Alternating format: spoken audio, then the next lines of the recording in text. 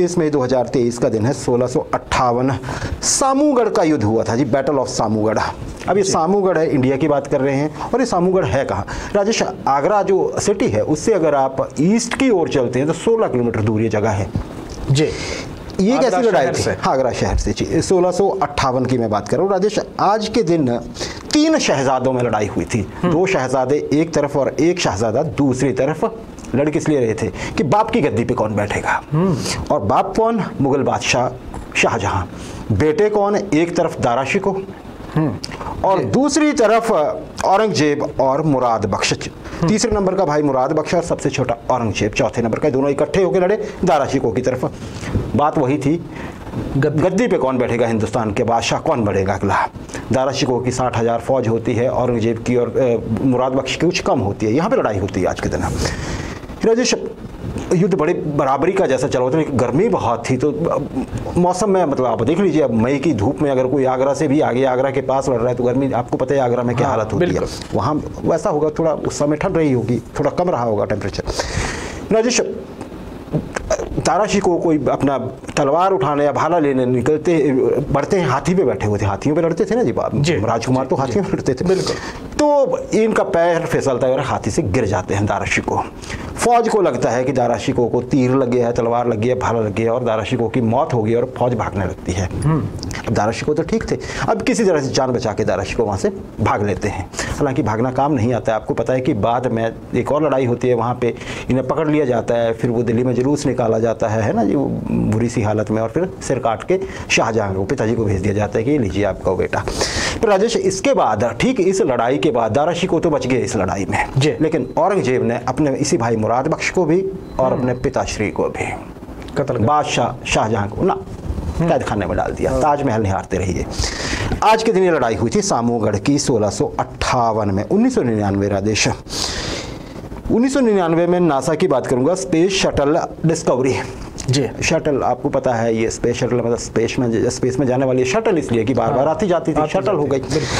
आज के दिन एक रिकॉर्ड बनाया शटल डिस्कवरी ने। इंटरनेशनल स्पेस स्टेशन जो है उस पर उतरने वाली ये पहली शटल बनी। उसके बाद तो फिर दौर चलता रहा। अब आप तो जानते ही हैं, इसमें बड़ी बात नहीं है, इंडिया भी प्रयास कर रहा है।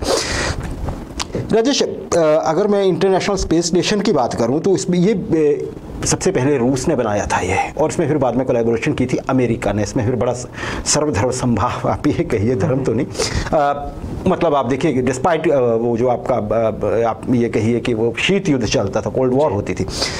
इसमें अब तक मैं आपको इंटरनेशनल स्पेस स्टेशन पे बताऊं तो 20 अलग अलग देशों के 200 से अधिक अंतरिक्ष यात्री यहाँ पे जा चुके हैं और अपना वो प्रयोग या वो सारा कुछ कर चुके हैं।